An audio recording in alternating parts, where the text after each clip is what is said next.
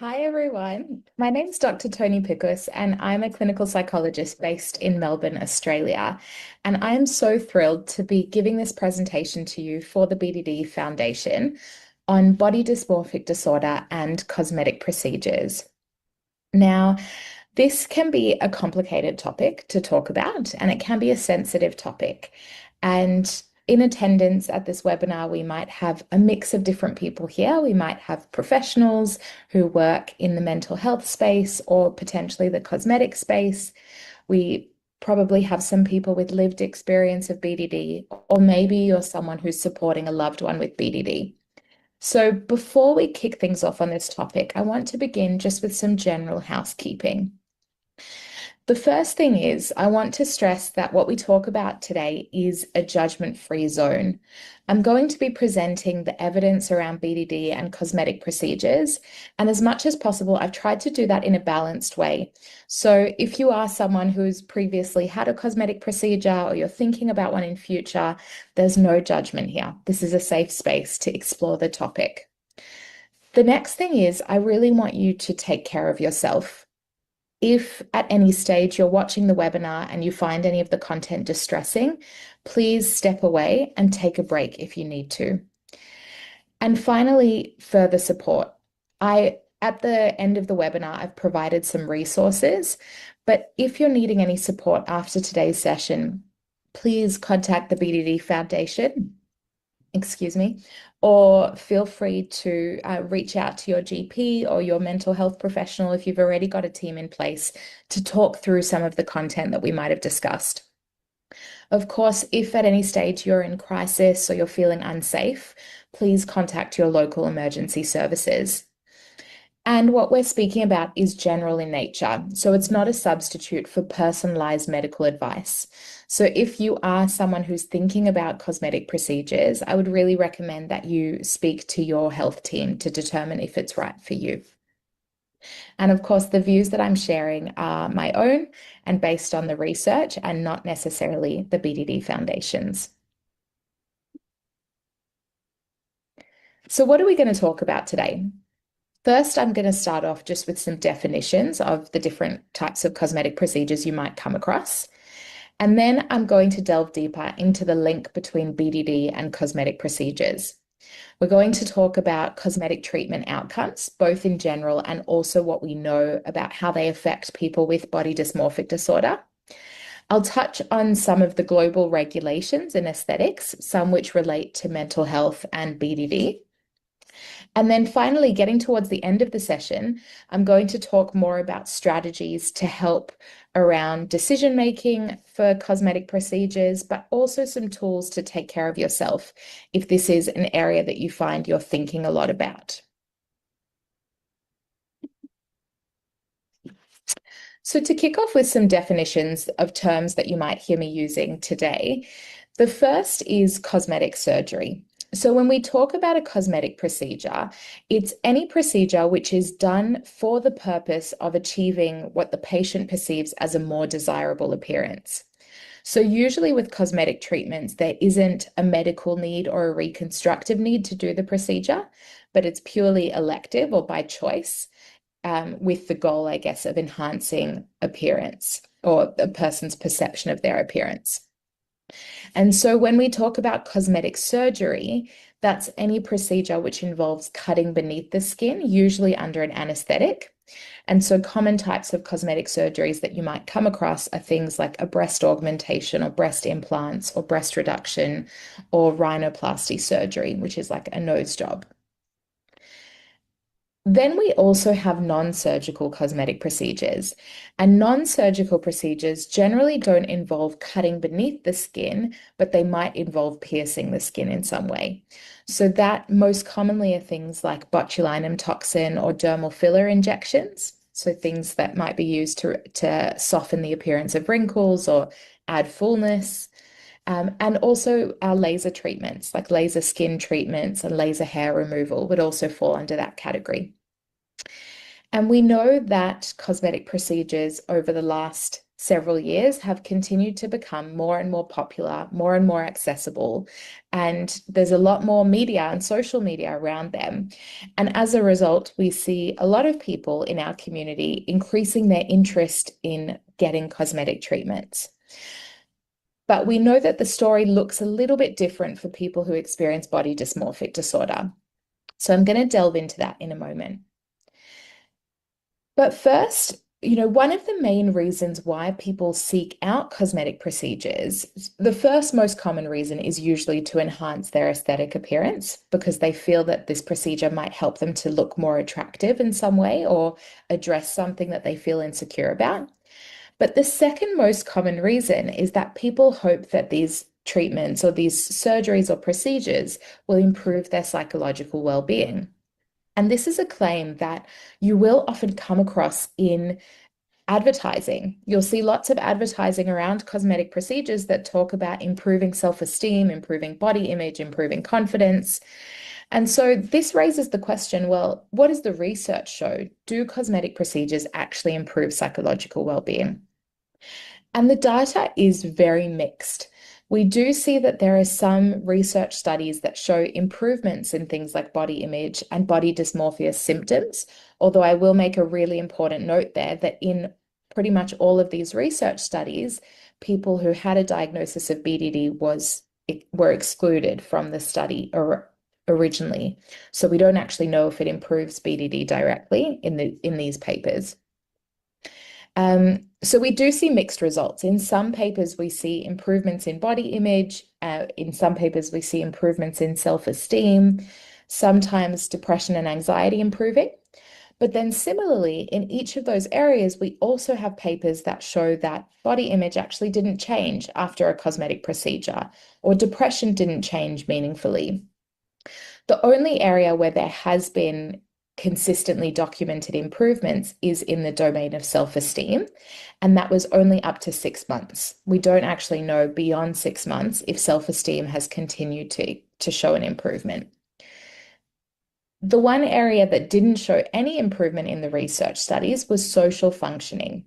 And that's important because a lot of the time people also want to get cosmetic work done to improve their social lives, to feel more confident, to interact more with other people.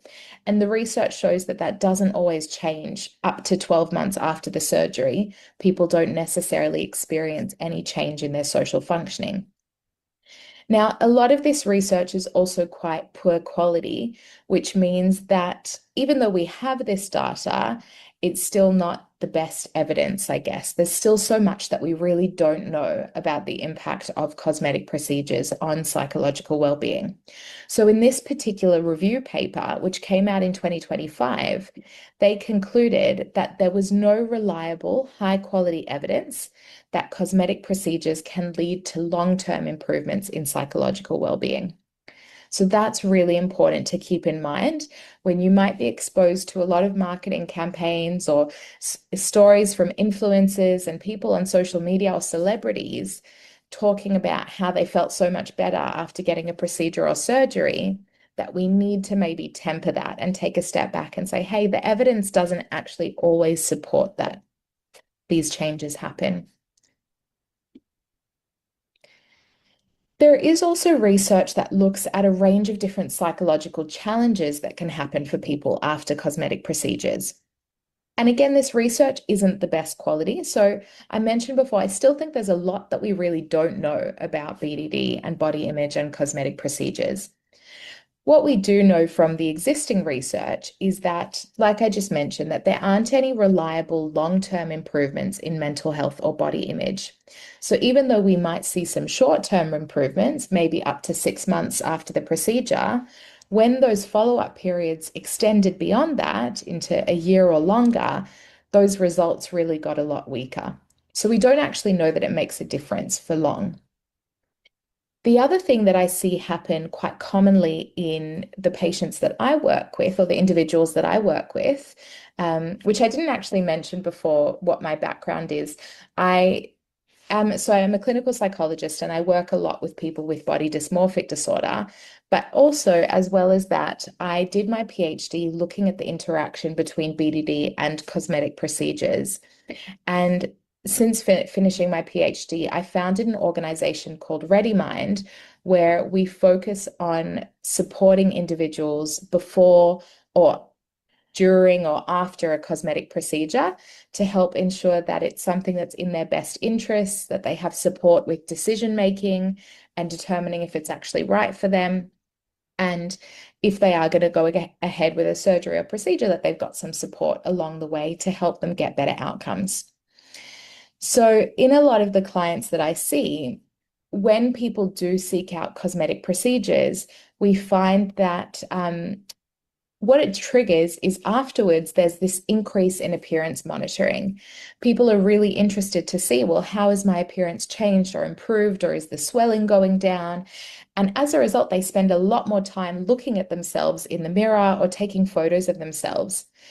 And what we know from the research is that the more time that you spend looking at yourself and scrutinizing your appearance, the more likely you are to find things that you're not happy with.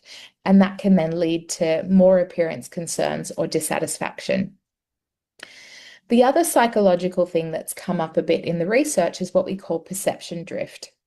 And this is probably more common with non-surgical cosmetic procedures, where people might be going quite regularly, say every few months or so, to get a laser treatment or an injectable treatment.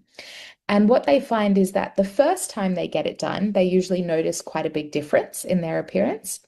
But then when they go for top-ups later on, they don't notice as much of a difference. And people really are chasing that feeling. They want to see a difference each time they go for treatment. And so they might request more and more filler or more and more anti-wrinkle injections to get the same result, to see a big difference in their appearance. But what that means is over time, they can slowly drift away from how they looked at the beginning of their cosmetic treatment journey and can end up looking quite different or seeing themselves quite differently, even if that's not what they planned. The other thing that we see is that, again, this is probably more relevant for non-surgical procedures where someone is getting it done fairly regularly, but usually people comment on, I feel a bit fresher, I feel a bit more confident, I have a bit more self-esteem as the treatment effects are at their strongest. So that might be, say, a couple weeks to a couple months after getting a treatment done.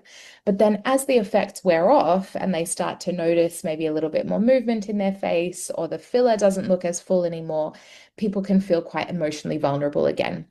And then they feel like, oh, I don't really want to go out at the moment. I'm not sure if I want to be seen like this. And now I feel like I need to quickly go get my top up done to get that confidence back again, which means that people can start to actually become quite dependent on these treatments to be a source of their self-esteem. And finally, the last thing that we see, which is probably the most commonly documented, is that we see poor outcomes from cosmetic procedures with people who have psychological vulnerabilities, like body dysmorphic disorder. And I'm going to talk a little bit more about that shortly.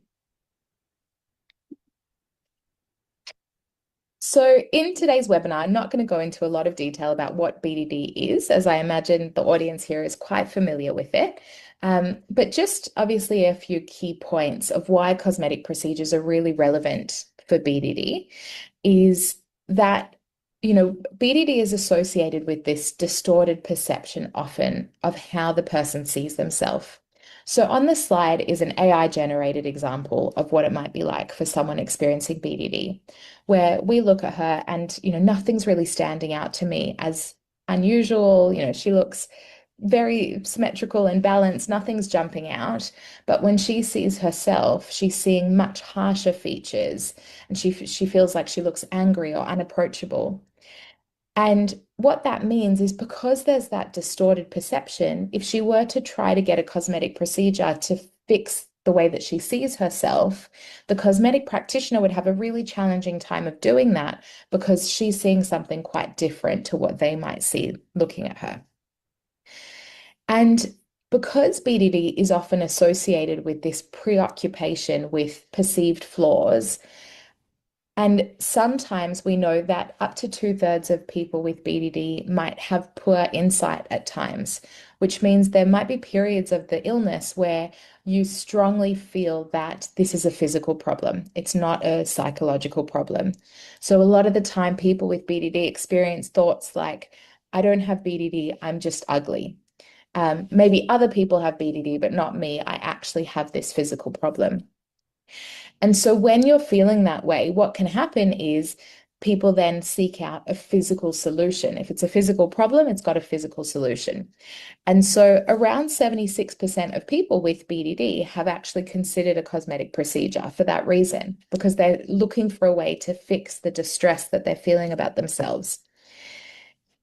And as a result of that, we see really high rates of BDD coming up in cosmetic patients, much higher than what we see in the general population.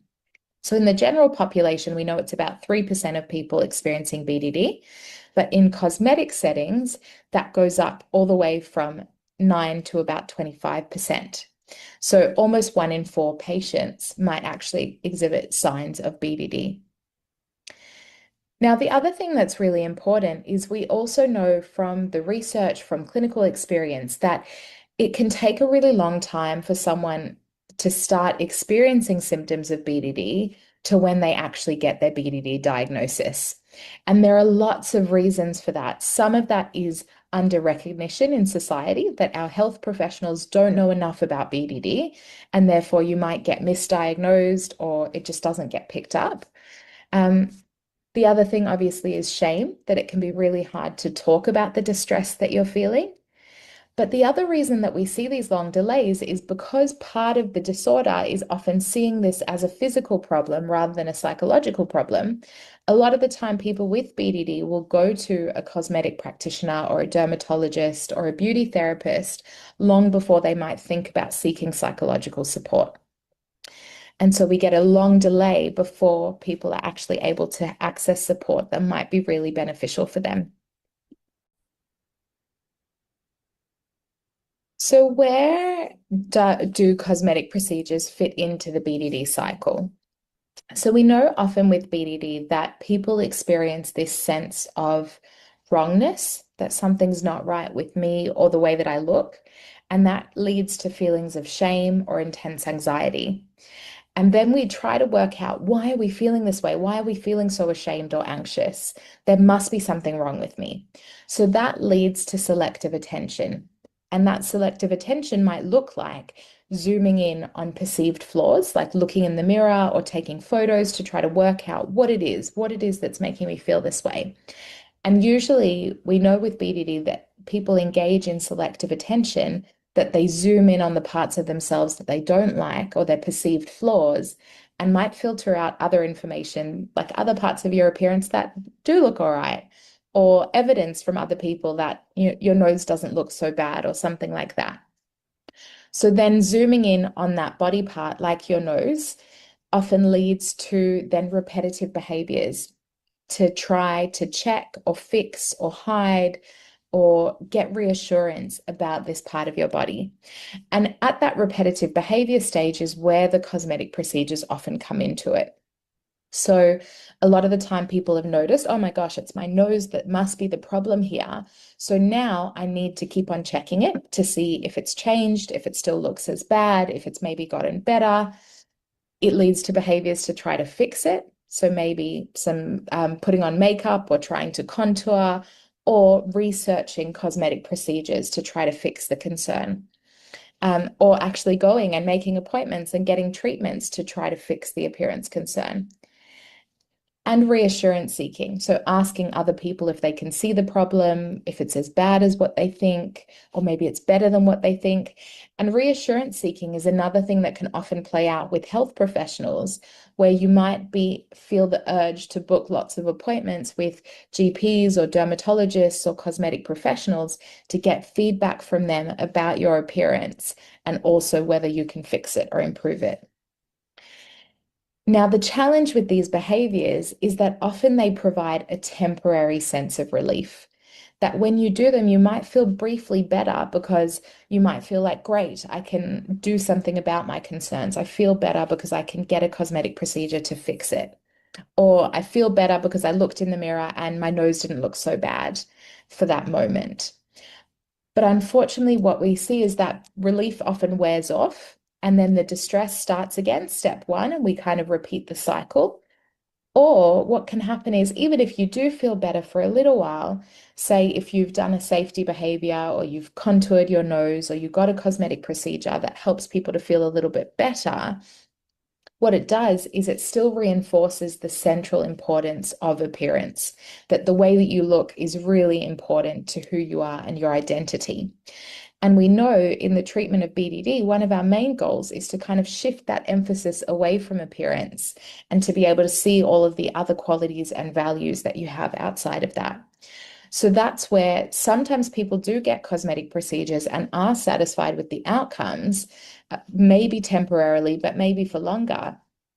But it still reinforces this focus on appearance. So other ways that we might see cosmetic procedures and BDD interacting is usually in the safety behaviors that people might be engaging in, safety or checking. So it's quite common for people to spend lots of time researching ways that they can fix or change their appearance, or looking up cosmetic surgeons or dermatologists. Sometimes people might be using editing apps to try to visualize how they might look if they got a procedure and how things would change, or using AI to do the same thing. It might be seeking cosmetic consultations to just to get feedback. You might not even get to the point where you actually get a treatment or a surgery, but you just want the feedback and the guidance from the cosmetic practitioner. So it becomes a bit of a reassurance seeking cycle. Or it might be getting treatments over and over again. So sometimes what we find with BDD, say if it's a non-surgical procedure like a laser treatment, because of the distortions in perception, sometimes people might not see much of a difference after a laser treatment or an injectable treatment, and therefore they might come back and request more of that procedure or more treatment earlier than would be recommended. And so that can happen, that we feel the need to do it again and again and again. Sometimes it might present as consuming a lot of cosmetic content online. And unfortunately, social media is partially to blame for this, because if you're on platforms like TikTok and Instagram and YouTube, and the algorithm of the platform picks up that you are interested in getting a cosmetic procedure, it will give you more and more content related to that cosmetic procedure. And so sometimes people find that they really get stuck in this online world where everything you're seeing seems to be related to rhinoplasties or nose jobs. And so it's really hard then to fight the urge to go and look into that procedure when you're online, that's everything around you. Sometimes it might be, using forums or AI or something like that to upload photos of yourself and ask for feedback or external validation. And often something that comes up really commonly is what we might call like magical thinking or fantasizing about the cosmetic procedure. A lot of the time, people with BDD might experience thoughts like, okay, if I could just fix my nose, or if I can get this surgery, then everything will be different. I'll feel so much better. I'll be able to socialize again. I'll be able to go back to work or date. And that can lead to really high expectations for what the procedure can achieve. And unfortunately, sometimes set people up for disappointment.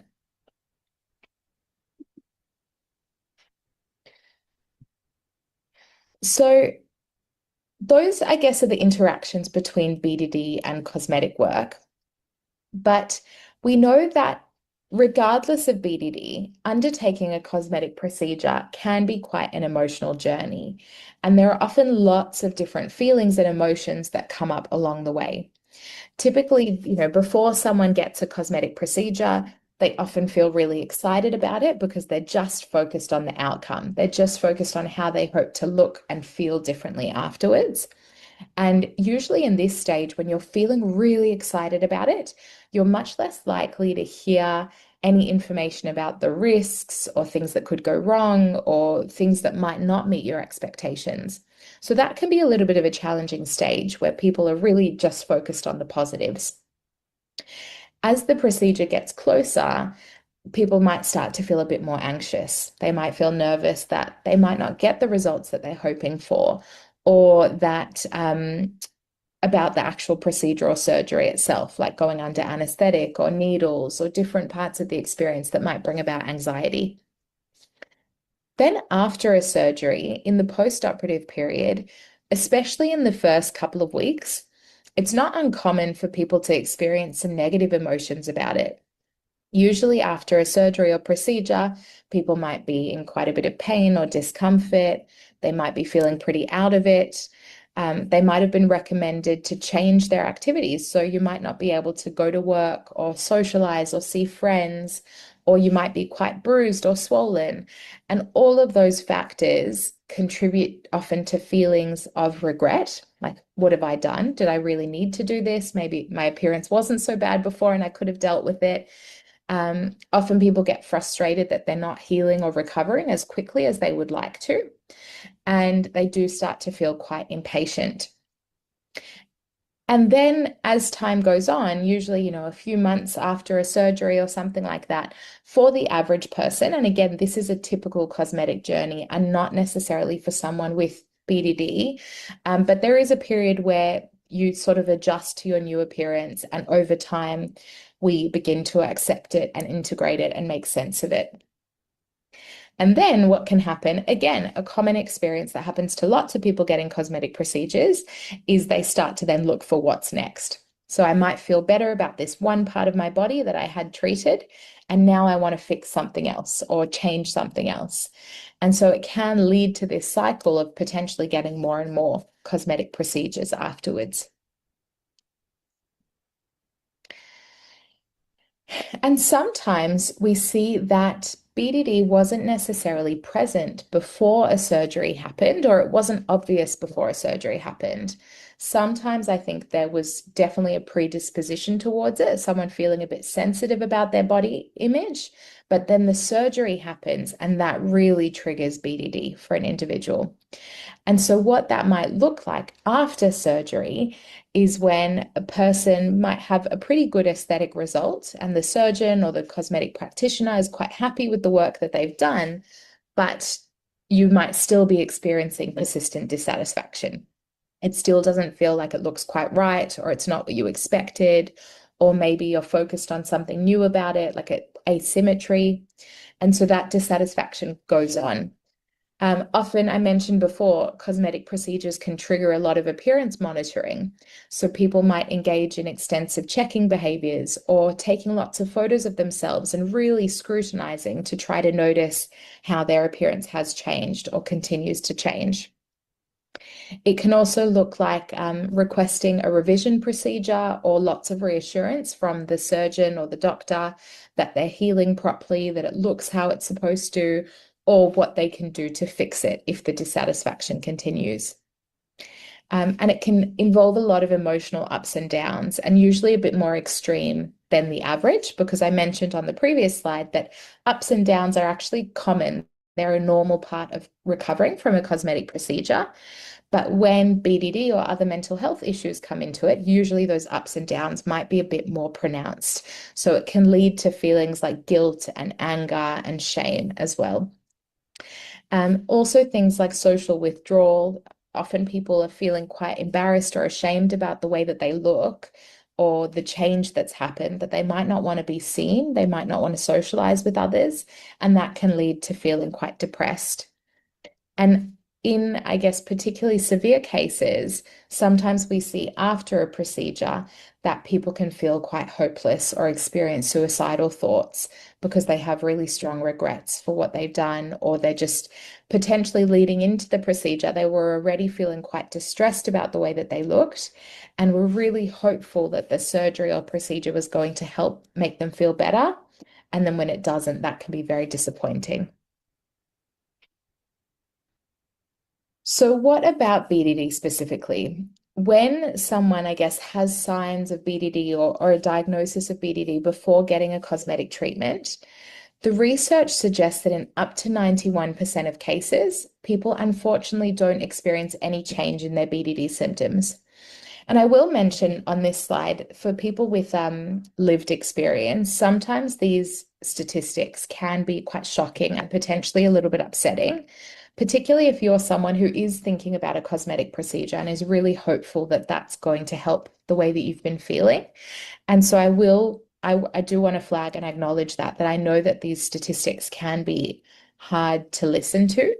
But I will be moving on shortly to thinking about some strategies on how to deal with this and how to manage it if you were thinking about cosmetic procedures and suddenly you look at this and you think, oh my gosh, maybe that's not going to help me. And that feels a bit scary. So I'm going to talk about that in a moment. Um, so yeah, the data does suggest that in most cases, unfortunately, BDD symptoms don't really change. In around 82% of cases, people actually continue to worry about the same area that they've had treated, but maybe the worries take on a slightly different form. So, for example, if you were really concerned that your nose was big and bulbous and you get a rhinoplasty, sometimes people then no longer feel their nose looks big, but now they're worried that it looks maybe too small or that their nostrils are asymmetrical or that it looks like they've had surgery and their nose looks too fake now or artificial. And so the concerns and worries are unfortunately still there about the same body part, but just take on a slightly different form. In about 17% of cases, what we see is that a person might feel better about the particular area that they've had treated, but then they begin to worry about something else instead. So a new concern might show up. And that actually makes a lot of sense because, say, you're so used to focusing on your nose and that's where all of your attention goes, and suddenly you're a bit happier with your nose, you're not paying as much attention to it anymore. That attention now goes elsewhere. Okay, well, it's the first time that I haven't been looking at my nose, so now suddenly I'm becoming aware of my lips or my eyebrows or another part of my appearance. In about 16% of cases, we do see BDD symptoms actually deteriorate or get worse after a surgery. And I think that's related to those feelings of the hopelessness and regret. And unfortunately, when things don't go to plan with a cosmetic procedure, usually people experience a lot of self-blame and shame. So, I've seen people in this position before where they feel really angry at themselves for getting the treatment done and think, they often see themselves as being vain, which we know that BDD is not about vanity, but they'll blame themselves. Oh, I can't believe I did this or felt the need to do this, and I should never have been so vain to get it done, unfortunately. Um, the other thing, I guess, that's an important implication of this is there are lots of cases of maybe making a complaint against the practitioner or a negative review or legal issues that then come from BDD and cosmetic procedures as well.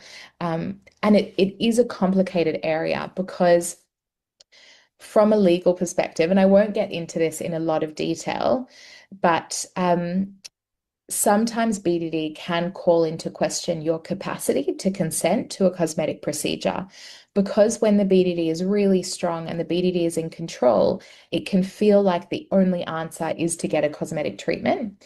And in that mindset, it can be really hard to actually consider the risks, consider the possibility that the procedure won't achieve what you're looking for. And part of being able to provide informed consent for a cosmetic procedure is to have the capacity to weigh up the benefits and the risks. And so there are definitely times where BDD can stand in the way of that and make it hard to actually make decisions about cosmetic treatment.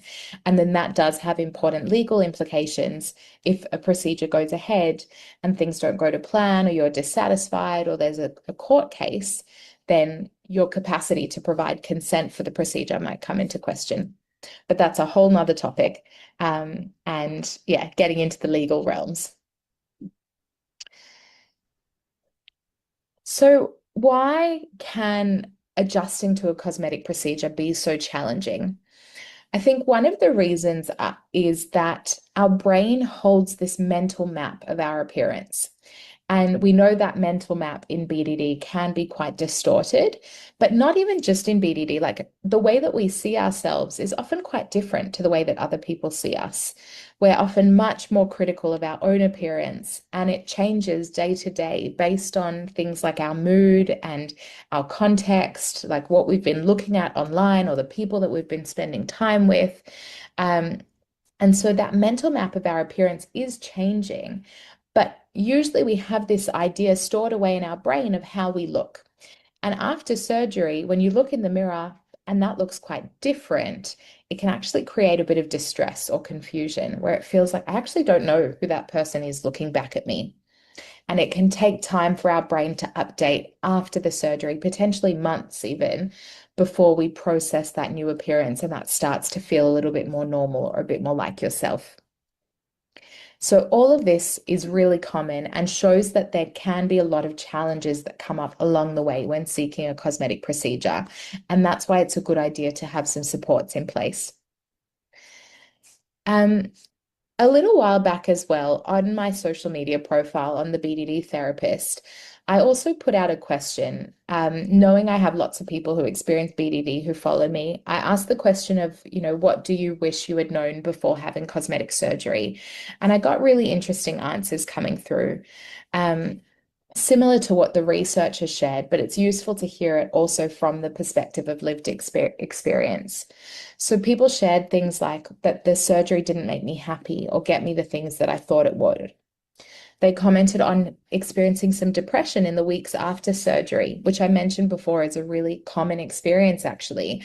As you're healing and you're not feeling like yourself, that low mood or depression is common. There was a point about a high likelihood of revision surgery that follows.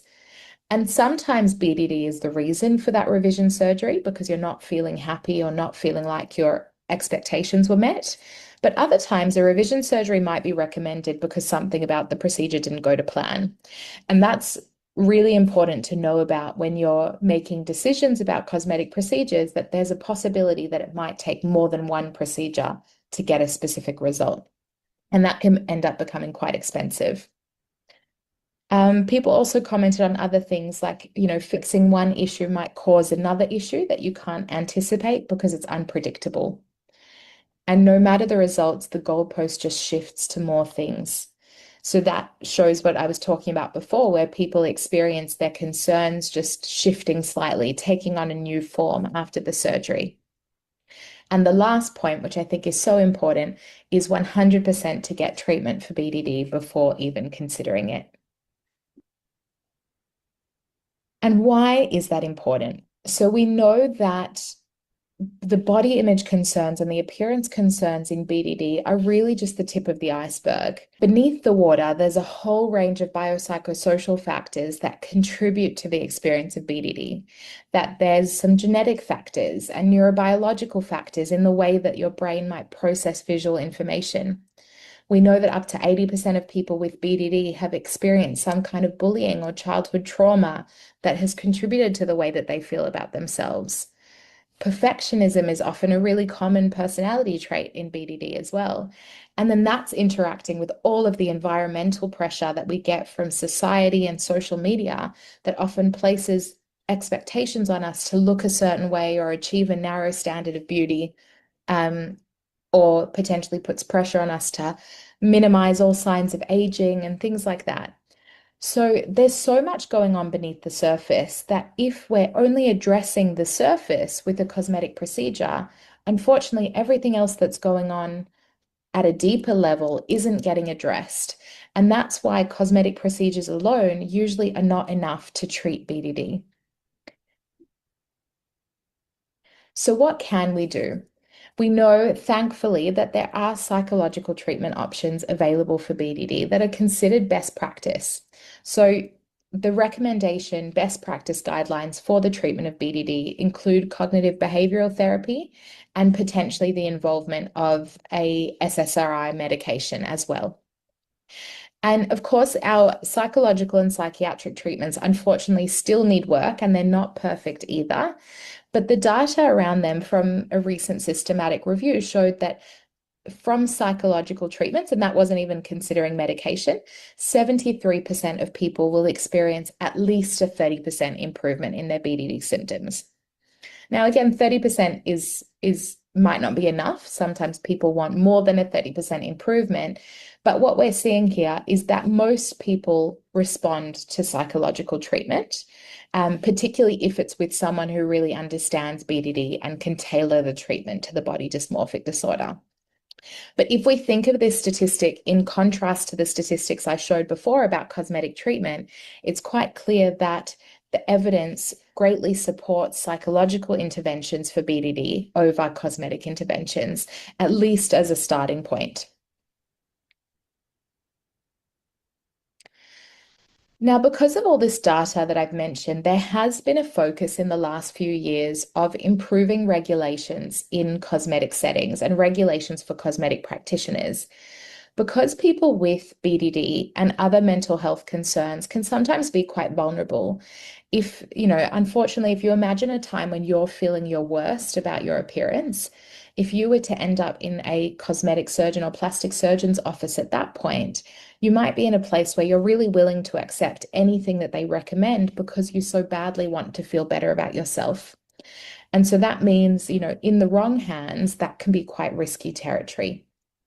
So part of improving regulation for cosmetic procedures is ensuring that all cosmetic practitioners, surgical and non-surgical, are able to support patients experiencing BDD or mental health concerns and identify it rather than just going ahead and doing a procedure that may not be helpful or may not be in your best interests. So in Australia, there actually are guidelines that have recently mandated or made it compulsory to assess patients for BDD and mental health concerns and provide them with further support during the process of making a decision and preparing them for a cosmetic procedure. But then there are lots of other countries across the UK, the USA, Europe, and limited in Asia, but Dubai has some recommendations around it, where most countries recommend that cosmetic practitioners need to consider a patient's psychological needs and should recognize that patients with BDD don't always benefit from cosmetic procedures. So this is relevant for you if you're a practitioner, an aesthetic practitioner, a mental health professional. This is really good to know about. But if you're an individual who is experiencing BDD yourself, to know that one of the signs of a good ethical cosmetic practitioner is someone who will check in with you about your mental health and your body image. So if they're asking those questions, even though that might feel a bit nerve-wracking because you're worried about the implications of that, that actually shows that they really do have your best interests at heart and that they're considering whether this procedure is actually right for you. Whereas if you see someone who really doesn't mention mental health at all, doesn't pick up on the fact that you might be struggling a little bit with your appearance, or potentially is rushing you or pressuring you to get procedures, then that would be a red flag and something to be a bit careful of. So you really want a practitioner who is going to ask about your mental health.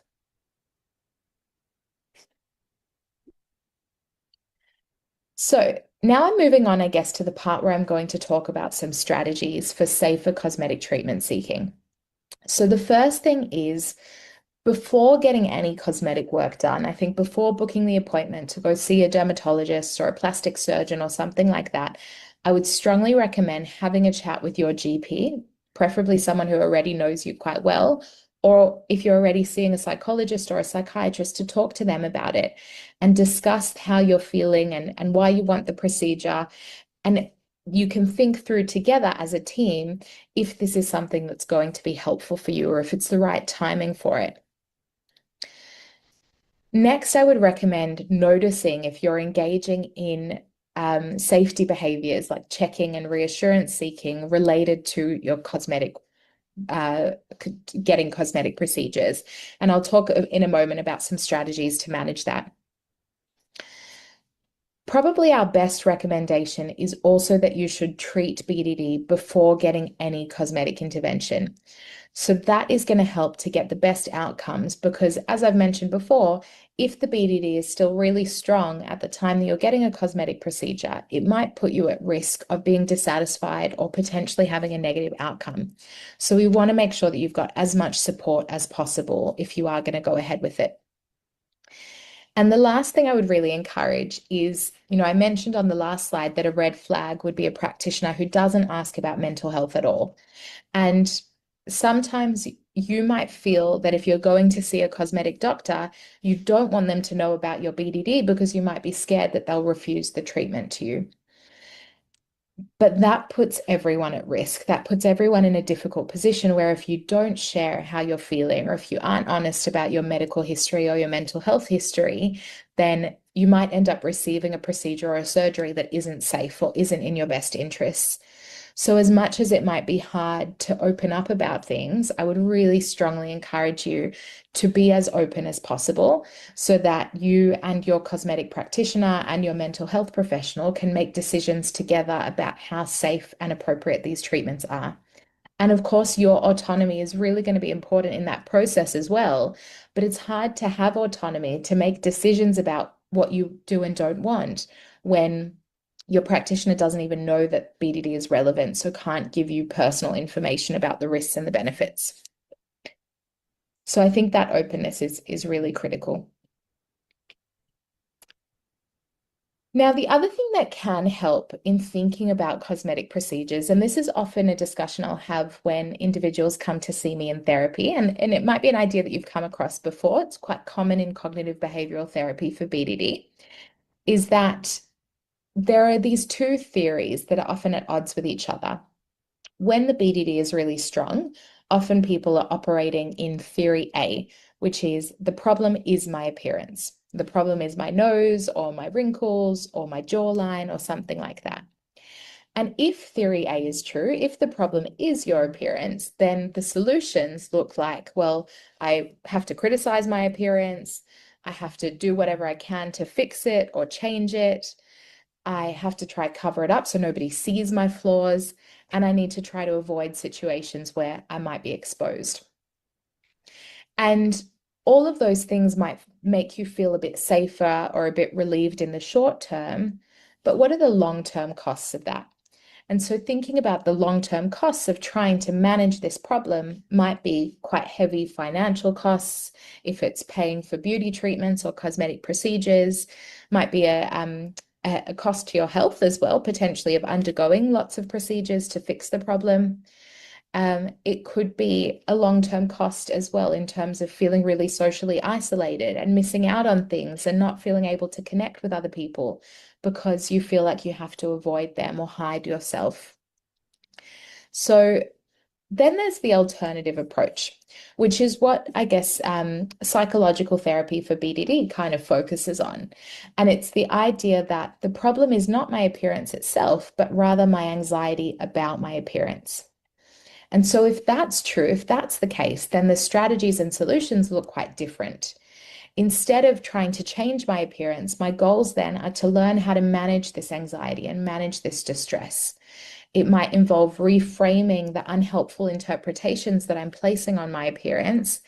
And it might be trying to actually challenge my anxiety through exposure, through doing the social activities, going out a bit more, doing things that I find difficult for me, because that's going to help me learn that potentially I I might be imagining things to be worse than they are.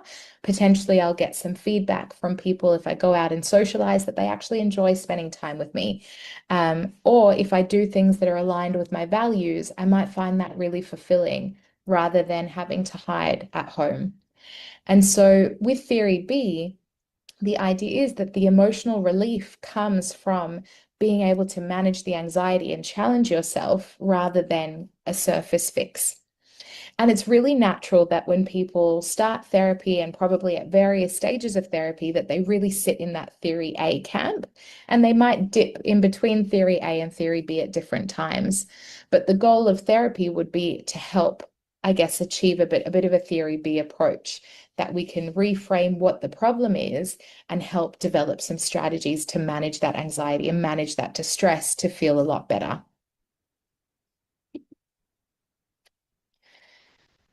So I've mentioned previously that there are lots of different safety behaviors that can come up related to BDD and cosmetic procedures. And to stop a safety behavior can be quite tricky at times because it can feel quite compulsive or like a really strong urge. So there are a few different techniques that I would often use in therapy with clients to help them reduce their safety behaviors. One might be obstructing the behavior. So, for example, if you're constantly on TikTok looking up videos of people getting cosmetic procedures, or if you're constantly asking ChatGPT about how to improve your appearance, you might decide that actually I'm going to delete these apps or completely, block myself from being able to access these things so that I can't engage in the behavior. So that might be one option. Or it could be, if it's booking lots of appointments to go see dermatologists or cosmetic practitioners, it might be telling a family member or friend that you've recognized that that's not helpful for you and you don't want to do that anymore. So maybe they're going to keep you accountable. But if they know that you've booked an appointment, they might be encouraging you to question whether it's helpful or to cancel it or something like that. Then there's the option to play beat the clock. So if you know that you're spending hours and hours researching cosmetic treatments or lots of time checking yourself in the mirror or something like that, you might say, look, instead of spending 3 hours on this today, I'm going to set a time limit and I'm going to do it only for 2 hours. Might set a timer on my phone to remind me. And when that 2 hours is up, then you have to step away from it. And then you might say, okay, once I've managed to reduce it to 2 hours, then I might get that even shorter, maybe 1 hour, maybe a bit less. And the goal is to gradually reduce it to the point that feels manageable for you. Maybe the goal is to get rid of the behavior altogether, or maybe to only do it once a week or something like that, if that feels more reasonable. The other thing that my clients often find quite helpful is delaying strong urges. So if you feel the urge to go and research a cosmetic procedure, instead of doing it right away, you say, look, I'm actually just going to wait a little bit longer before I do that. And I call this the delay, distract, decide method. So they might say, okay, I'm going to wait 1 minute or 2 minutes before I go and research it. And with the goal to increase that delay for longer and longer, because we know that strong urges really rise to a peak within about 15 to 30 minutes and then eventually start to settle down. So you might say, okay, instead of going online and researching, I am going to go play with my dog for a few minutes, or I'm going to fold and put away the washing, or I'm just going to go sit in my garden for a few minutes and listen to the different sounds I can hear outside. And once that time is up, then you decide, okay, do I still need to go and do that research, or can I delay for longer? With the goal to really wait it out and let that urge pass. And the final suggestion is to engage critical thinking. So if you are finding that you are online and you're consuming lots of information about cosmetic procedures, thinking critically about what you're seeing is really important. And so what does that critical thinking look like? So online, you can pretty much find anything online. You'll find anything to support what you already believe. You'll find things that give you evidence against it. So we need to really have our critical thinking hats on when you're scrolling through information on TikTok or a forum online or something like that. The first question to ask is, have they documented all of the risks and what the recovery period looks like, or only the positives? Sometimes when we see cosmetic procedures online, they've really been glamorized, that we see the amazing results, but then we don't know all the pain and the process that person had to go through, the money that they've spent, the potential risks or challenges that they faced along the way to get to that end point. So if a person is only documenting the positives, then we need to question that. What else are we not seeing here? The next question is this content filtered, edited, or selectively presented? Now, a lot of the time we see before and after photos or videos online of cosmetic procedures that are designed to evoke these emotional reactions in you and really make you want to get the procedure done. Unfortunately, a lot of these before and after photos are not always accurate, that they might have edited it, there might be different lighting. Sometimes we see a before photo where a person, their hair is messy and they're not wearing any makeup and they look really sad.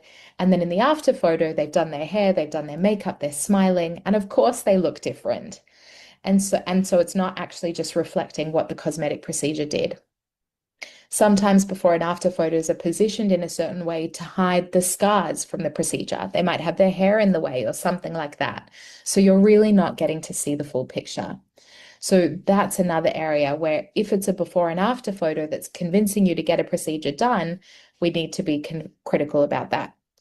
Um, the next thing is asking the question, who stands to benefit from this post?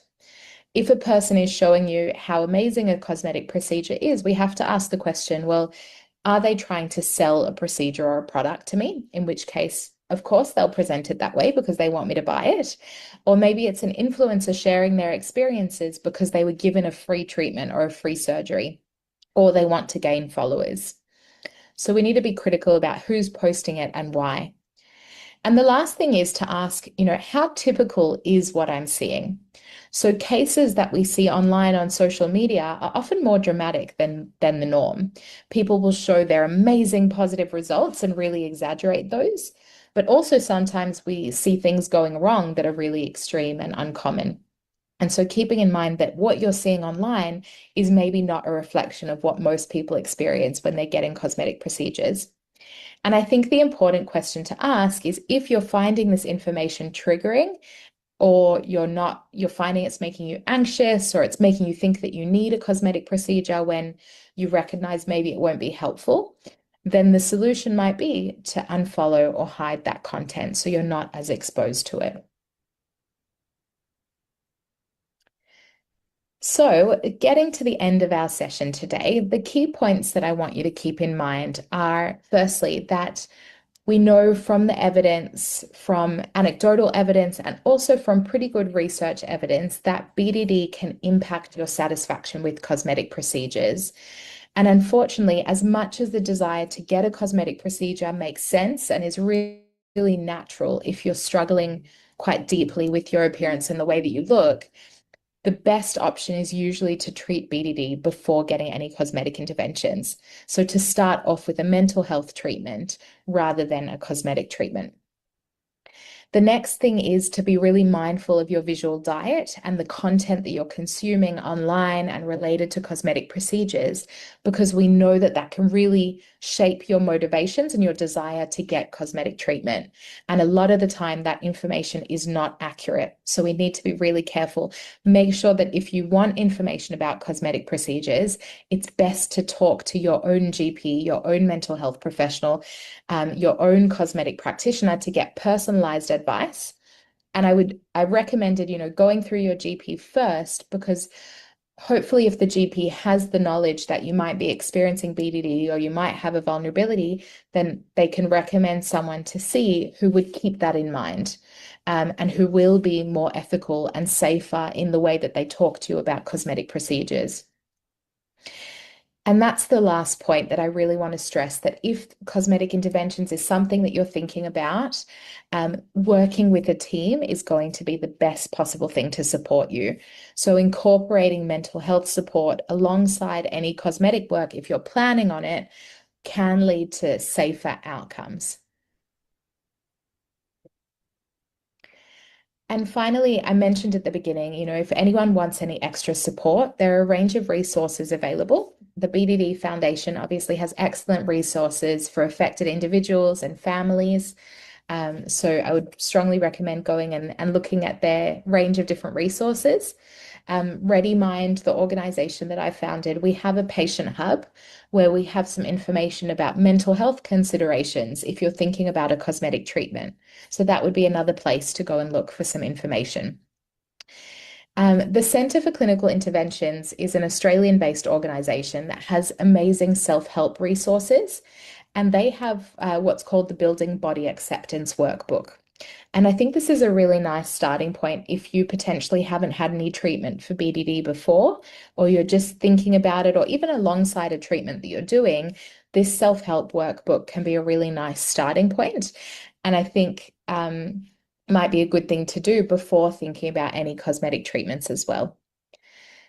If anything that we've spoken about today has been a bit upsetting, or if it's made you feel really unsure, if a cosmetic procedure is right for you, if you're already thinking about it, then please discuss it with your GP, a GP who knows you ideally, or your mental health supports. And finally, if anything was really confronting and you feel like you're in immediate danger or need some urgent help, please contact your local emergency services wherever you're joining from in the world. Thank you so much. It's been a pleasure talking to you about this topic. If you do have any questions, please feel free to reach out. My email address and website